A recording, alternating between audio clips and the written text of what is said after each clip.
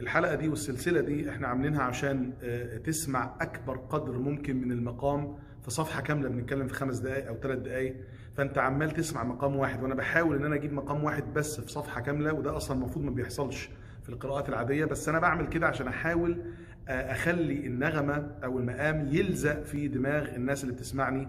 ودي طبعا احنا عملناها بعد ما عملنا سلسلة كيف أقرأ الفاتحة بالمقامات، ممكن ترجع ليها هتلاقي طبعا البلاي ليست مجموعة كاملة بالمقامات كلها، كيف تقرأ سورة الفاتحة بالمقامات كلها، بالرصد بالبيات بالصبا بكل حاجة.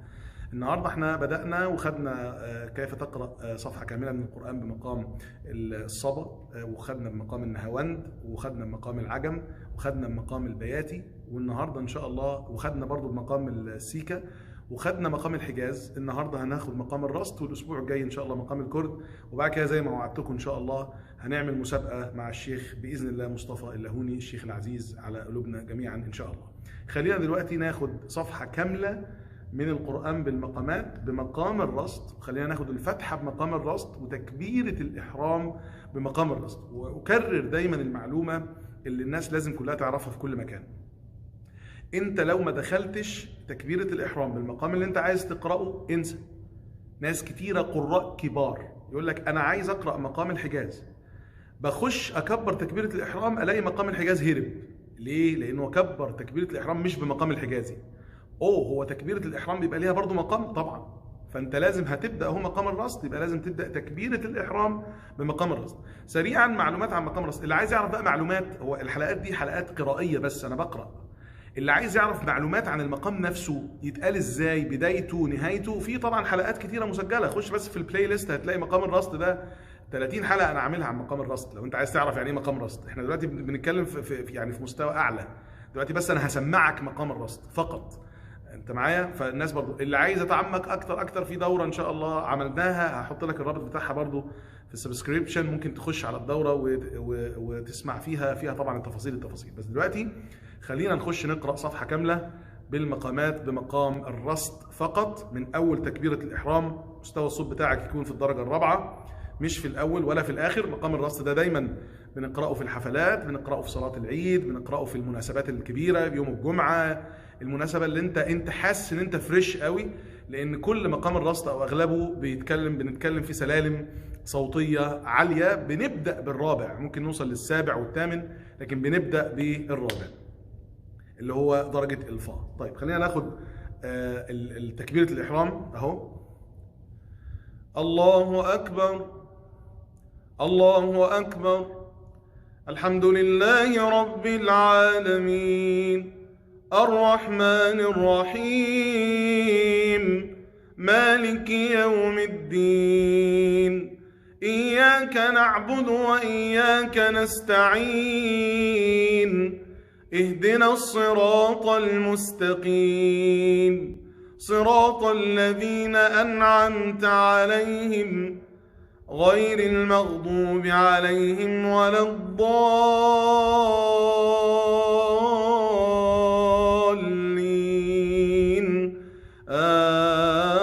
آمين. شفتوا آمين كمان؟ يعيش المقام عشان ما يهربش منك، عيشه حتى في آمين، مش تكبيرة الإحرام بس، حتى في آمين نفسها. آمين. سأل سائل بعذاب واقع، للكافرين ليس له دافع، من الله ذي المعارج، تعرج الملائكة والروح إليه في يوم كان مقداره 50,000 سنة، فاصبر صبرا جميلا، إنهم يرونه بعيدا ونراه قريبا، يوم تكون السماء كالمهل وتكون الجبال كالعهن، ولا يسأل حميم حميما، يبصرونهم، يود المجرم لو يفتدي من عذاب يومئذ ببنيه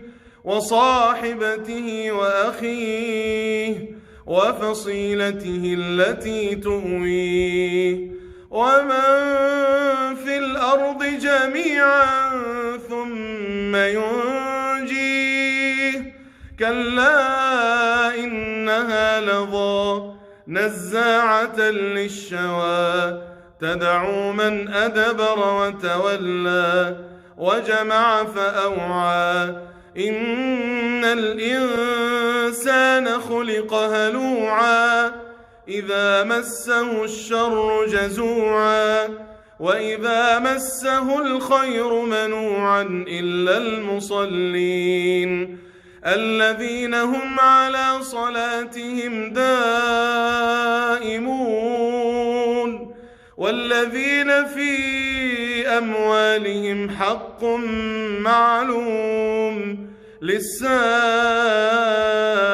والمحروم والذين يصدقون بيوم الدين والذين هم من عذاب ربهم مشفقون إن عذاب ربهم غير مأمون والذين هم لفروجهم حافظون إلا على أزواجهم أو ما ملكت أيمانهم فإنهم غير ملومين فمن ابتغى وراء ذلك فأولئك هم العادون والذين هم لأماناتهم وعهدهم راعون والذين هم بشهاداتهم قائمون والذين هم على صلاتهم يحافظون أولئك في جنات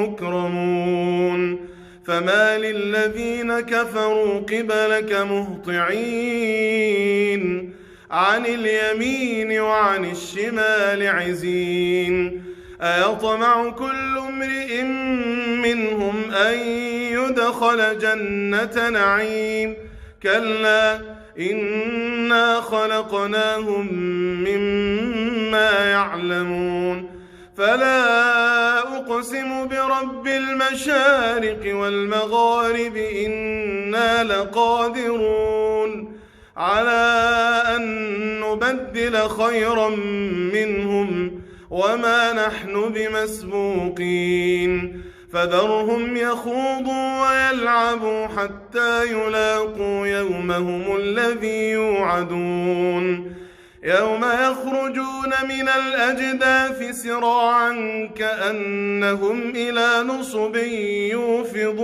يوفضون خاشعة أبصارهم ترهقهم ذلة ذلك اليوم الذي كانوا يوعدون الله أكبر. يا سلام. واحدة واحدة بالراحة. اسمع القراءة مرة تانية، حط اللايك والشير واكتب لي الكومنت بتاعك، إن شاء الله نرد على كل الكومنتات. الحلقة الأخيرة الأسبوع القادم بإذن الله تعالى، الجمعة في 6 مساء بتوقيت مكة بإذن الله تعالى. ألقاكم على ألف خير. السلام عليكم ورحمة الله وبركاته.